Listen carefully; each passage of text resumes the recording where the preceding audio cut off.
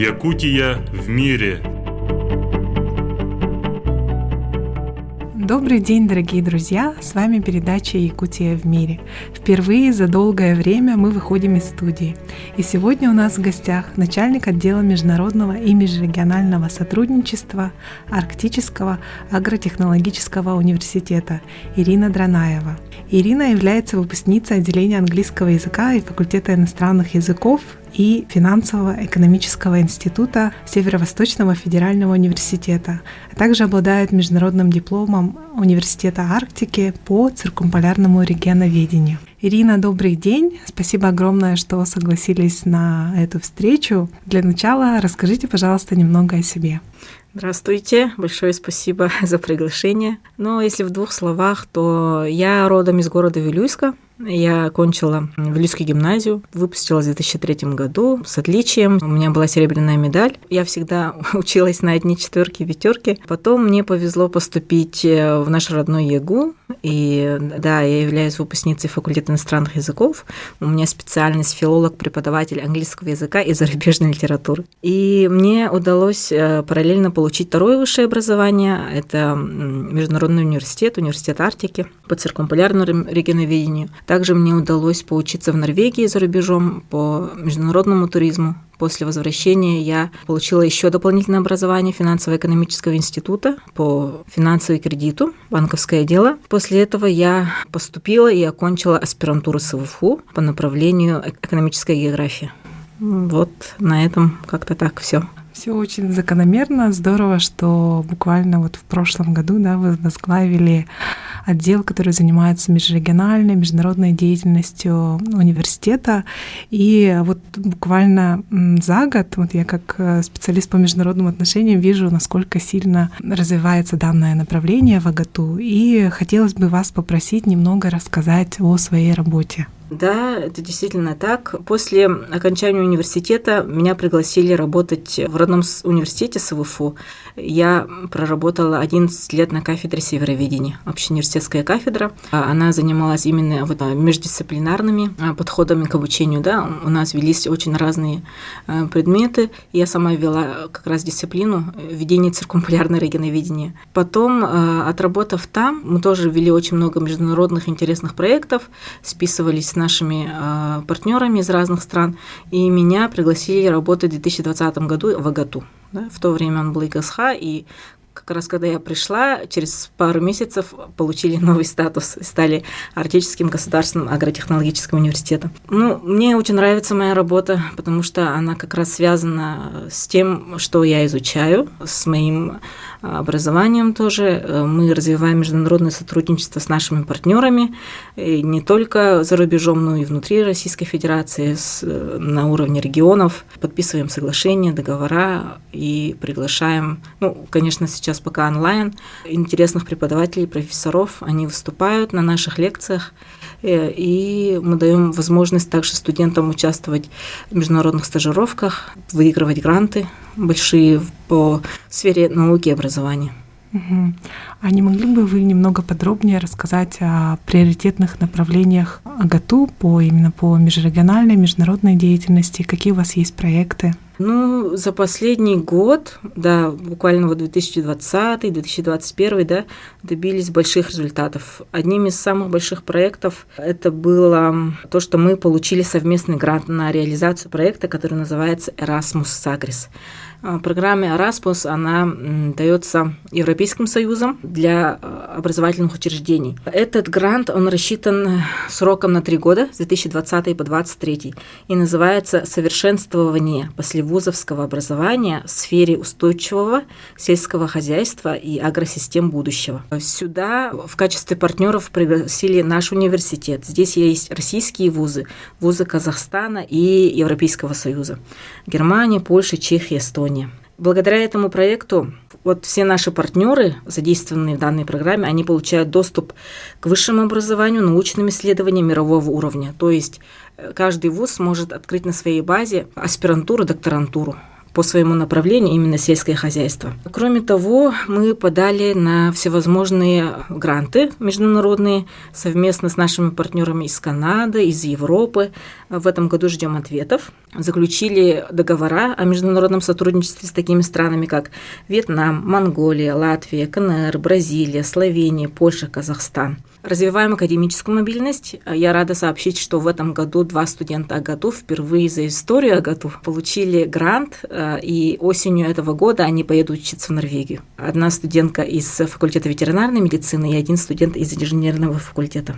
Кроме того, нам предложили участвовать в обменной программе с КНР, с технологическим университетом Даляня. Туда тоже ребята осенью могут поехать на учебу. Также мы запустили проект, который называется Arctic Food Security. В рамках данного проекта мы провели 3 международных семинара с участием более чем 100 человек со всех стран. И с этим проектом мы, кстати, выиграли конкурс Министерства сельского хозяйства «Золотая осень 2020». Получили Здорово, почетное поздравляю. 2 место. Спасибо. Серебряную медаль. Также у нас есть интересный проект с Казахстаном. Называется «Двойной диплом». То есть, если абитуриент к нам поступает на 1-й курс, у него есть возможность подать документы тоже на 1-й курс вуза Казахстана. И по окончанию он получает 2 диплома. Один казахстанский и другой наш якутский. Кроме того, мы еще участвовали в Северном форуме. В рамках Северного форума у нас был молодежный Северный форум. Там мы тоже возглавили несколько проектов, участвовали в 3 мероприятиях. И хочу отметить, что мы ведем интересные проекты вместе с университетом Японии и Хоккайдо. Тоже пока что в режиме онлайн. У нас с ними хорошие связи. Что за проект ведете с Хоккайдо? Есть организация, называется ХАРП. Организация по содействию партнерских связей между Россией и Японией. Данная организация работает давно, например, с ВУФУ, у них тоже есть свои проекты. Там был проект, когда студенты ездили на стажировку именно в университет Хоккайдо, бакалавриат, магистратура, обучались там. И из Японии тоже студенты к нам приезжали, тоже обучались. Но это уже до ковидных времен. В таком ключе работают. Да, а онлайн пока сейчас, я знаю, у вас проходит тоже мероприятие, да, зимняя школа. Что это за мероприятие, почему этот проект важен, вообще как возникла идея проведения? Да, действительно, в эти дни, вот мы начали с понедельника, с 22 марта по 31 марта у нас приходит международная зимняя школа АГАТУ. Да? Но мы там не одни задействованы, существует, если слушатели не знают, есть консорциум 3 вузов якутских, маленьких отраслевых вузов. Какие это вузы? Это наш университет АГАТУ, АГИКИ и ЧЕФКИС. Да? И в конце 2019 года мы подписали соглашение о совместном сотрудничестве и назвали его «Образование плюс культура». В рамках данного проекта мы проводим совместные мероприятия и решили как раз по итогам Северного форума, когда мы участвовали в секциях по молодежному Северному форуму, внесли предложение провести среди студентов, среди научной сферы зимнюю школу. И с поддержкой Северного форума и этих 3 вузов мы организовали данный форум. Он очень интересный, и в этом году называется Food Security in the North, то есть продовольственная безопасность территорий севера Арктики. Здесь есть 3 направления. Первая часть – это продовольственная безопасность, модуль 1, да. 2 модуль у нас связан с адаптацией человека на севере и здоровьем. И 3 модуль связан именно с культурой питания людей. Очень актуальные темы. Наверняка сильно этими темами интересуются именно наши иностранные, да, коллеги? Да. Иностранные вузы. Когда мы объявили об открытии зимней школы, поступило на момент последнего дня регистрации 100 заявок. Ровно 100. Мы были очень рады. И очень много желающих было из зарубежных стран. Например, поступили заявки из Канады, из Великобритании, из Монголии, Бразилии, Узбекистана, США и стран Европы. Где-то 70% это были иностранные заявки и 30% наши российские. Из российских регионов тоже очень много людей заинтересовались, и каждый день мы сейчас с ними онлайн встречаемся. Ирина, это очень здорово, что университет развивается в данном направлении, и хотелось бы вас спросить, какие у вас планы на этот год? Да, планы у нас, конечно, глобальные. Мы будем продолжать нашу работу с партнерами, отрабатывать те договора, с которыми мы заключили в 2020 году, потому что подписать договор – это одно дело, а второе дело – продолжить эффективную работу вести. потому что очень часто бывает, что подписанные соглашения так и остаются на бумагах, и на самом деле ничего не происходит, да, но это не так. Например, мы работаем очень тесно с университетом Арктики, мы являемся официальным партнером, так же, как и все другие вузы Якутии, да, и по Академмобильности, значит, ребят отправляем на осенний семестр в Норвегию, ждем, значит, Академмобильности с КНР, пока там границы закрыты. Кроме того, мы выиграли грант Академмобильности среди преподавателей, программа Erasmus K+, Польша. Это сельскохозяйственный университет Кракова. К нам должен приехать один преподаватель. Мы планируем участие в Северном форуме, традиционно, то, что будет осенью. В рамках молодежного Северного форума тоже есть у нас предложение. По университету Арктики будет очень большое мероприятие, но, к сожалению, в режиме онлайн. В мае месяце Конгресс университета Арктики будет проходить в Исландии. Также мы планируем дальше проводить семинар Food Security, продовольственная безопасность Арктики и Севера, эту тему развивать. К нам поступило предложение работать с Канадой по тему оленеводства. Они хотят восстановить численность карибу, диких оленей Канады, и попросили наших ученых сформировать рабочую группу для данной темы. Этот проект совместно с Министерством сельского хозяйства Якутии и с Министерством Арктики. Кроме того, мы уже начали работу, просто мы ее продолжим. Я предложила, например, разработку онлайн-курсов по сельскому хозяйству в Арктике и по продовольственной безопасности в Арктике. И нашим проектом заинтересовались коллеги из Университета Аляски. Мы хотим с ними заключить договор и начать уже вести курсы. Ну, пока так. Ну, отличные планы. Я надеюсь, что все они претворятся в жизнь. Вот. И хотелось бы узнать, да, наверняка немногие знают, что в АГАТУ есть иностранные студенты. Как вы можете, может быть, рассказать, откуда они, эти студенты, и что вообще нужно делать для того, чтобы привлекать в АГАТУ студентов из разных регионов, из разных стран? По привлечению, да, спасибо за вопрос, потому что сейчас как раз начинается приемная кампания. Очень много вопросов поступает. Традиционно, конечно, в АГАТУ поступают ребята из сельской местности, городские ребята тоже поступают. И сейчас центральная приемная кампания ведет работу в улусах, но мой отдел как раз занимается привлечением абитуриентов из регионов РФ и из-за рубежа. По регионам РФ, конечно, мы делаем акцент на Дальний Восток, потому что ребята, например, из Москвы, из Санкт-Петербурга, из южных частей России сюда не приедут, да? Соседние регионы, вот очень заинтересованы Чукотка и Магадан. У нас традиционно из Чукотского автономного округа очень много ребят поступает по направлению ветеринария и ветеринарно-санитарная экспертиза.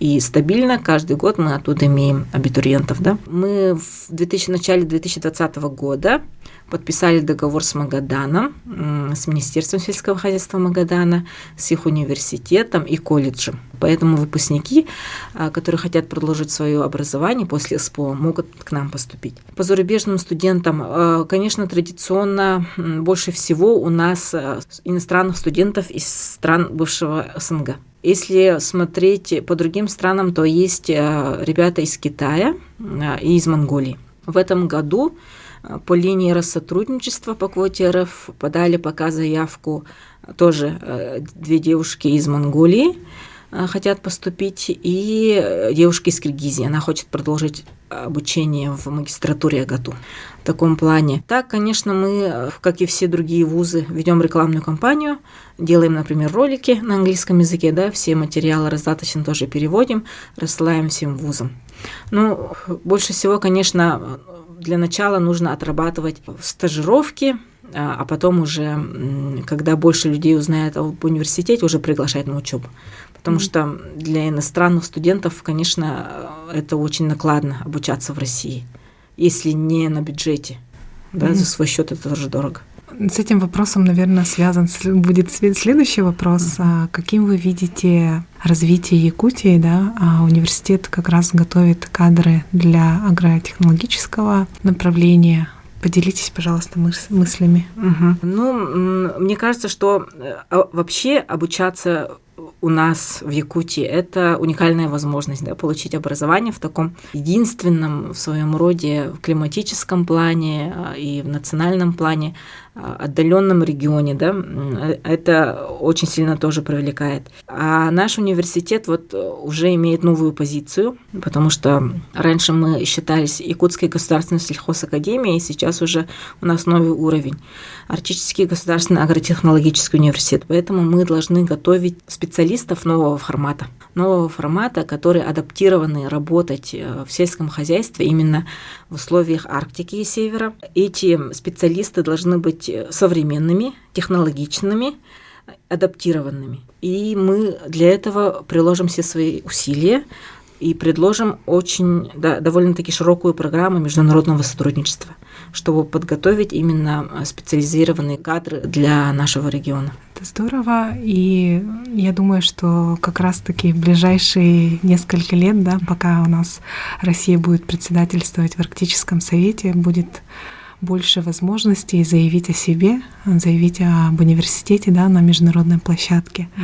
И, пользуясь случаем, Ирина, хотела бы спросить, какие вы могли бы сказать пожелания нашим слушателям? Если добавить по нового формата, да, я считаю, что развитие вообще нашего региона, Якутии будущего, она связана не с ресурсами, да, как все привыкли думать, не с богатствами и даже не с природой, да, это связано с людьми. Вот кадровый потенциал, вообще человеческий капитал у Якутии такой огромный, потому что у нас очень талантливая молодежь. Они все способные, все молодцы, у них прекрасные идеи креативные, и все это нужно воплощать в жизнь. Если будет, вот как раз в 2021 году есть возможность раскрыть себя, когда Россия будет председательствовать в Арктическом совете, нужно обязательно изучать иностранные языки, интегрироваться в мировое сообщество. Но в такое непростое время, вот в год пандемии, конечно, я всем желаю крепкого здоровья, хорошего настроения, берегите себя, своих родных. Молодежи я хочу сказать, верьте в себя, в свои силы и идите только вперед. Спасибо большое. Ирина, огромное спасибо за участие в нашей передаче. Желаем вам и Агату успехов. Друзья, а я напомню, что у нас сегодня в студии была Ирина Дранаева, начальник отдела международного и межрегионального сотрудничества АГАТУ, а для вас сегодня работали Екатерина Голикова и я, Савина Данилова. Будьте здоровы и до новых встреч!